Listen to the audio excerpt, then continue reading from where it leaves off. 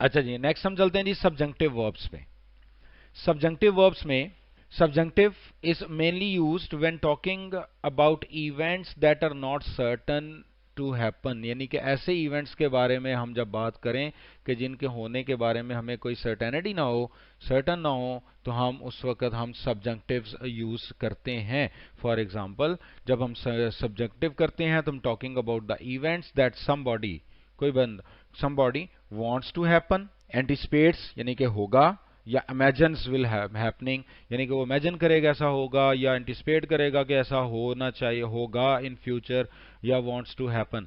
तो ये सब्जंक्टिव उस वक्त यूज किया जाता है कि जब कोई सर्टन किसी चीज के होने के बारे में हम श्योर ना हो कि ये होगा या नहीं होगा। अब इसका यूज कैसे करते हैं कि हम अक्सर औकात जब सर्टन जो सब्जंक्टिव्स होते हैं उनको दैट क्लॉजेस के अंदर यूज करते हैं, और वो दो तरह के क्लॉजेस के बाद दो तरह के स्ट्रक्चर्स यूज होते हैं। वो दो स्ट्रक्चर्स कौन कौन से हैं? नंबर वन कि एक सजेस्ट वर्ब्स या नाउन्स होते हैं, पहले दैट से पहले सजेस्ट वर्ब या नाउन हो तो उस वक्त दैट क्लॉज के बाद सब्जंक्टिव आएगा नंबर वन। जैसे वो सजेस्ट वर्ब्स या नाउन्स कौन से होते हैं? Advise, ask, command, demand, desire, insist, order, prefer, purpose, recommend, request, suggest, command, demand, order, proposal, recommendation, request और सजेशन। ये वाले अगर वर्ड्स आ जाएं तो दैट के बाद हम सब्जंक्टिव यूज करेंगे।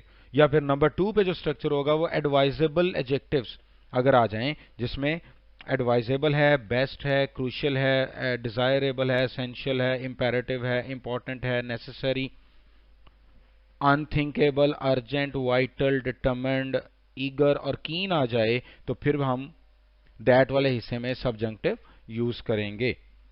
फॉर एग्जाम्पल, जैसे हम यहाँ पे देखें कि हमारे पास जस्ट वर्ब्स और नाउन आ जाएं या एडवाइजेबल एडजेक्टिव्स आ जाएं, तो हम दैट के बाद हम first of all that clause में हम शुड यूज नहीं करेंगे। अगर उसमें शुड यूज होगा तो सबसे पहले आप उसको क्रॉस आउट कीजिएगा।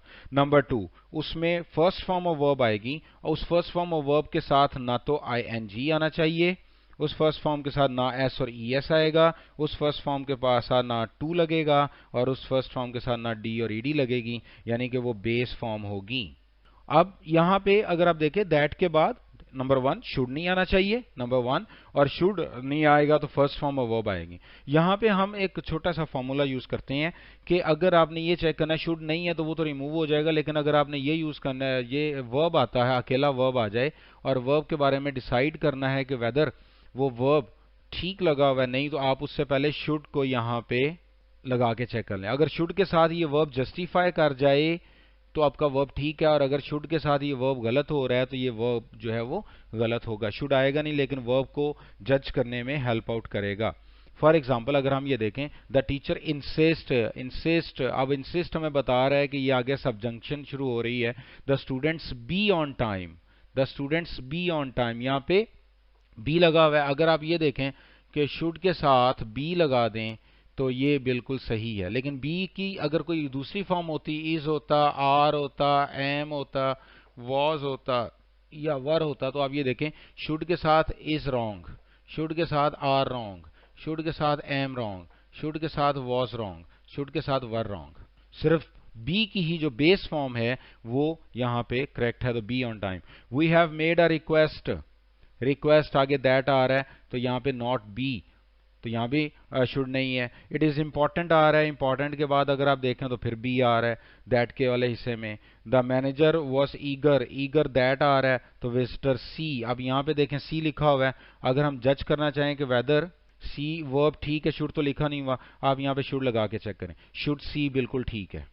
अब यहाँ पे विजिटर है, विजिटर के साथ वैसे सिंगल फॉर्म के साथ एस लगता है, जो कि अगर हम एस लगाएंगे तो ये गलत होगा क्योंकि शुड के बाद सीज नहीं आ सकता, तो इसलिए ये भी गलत हो गया। The board of directors recommended that he not be, he not be, he not, ये बी है, ये रिकमेंडेड की वजह से है। उसके बाद have you seen my suggestions, suggestion आ चुका हुआ, उसके बाद दैट है तो आगे बी फॉर्म लगी है, तो ये हमारा आंसर है।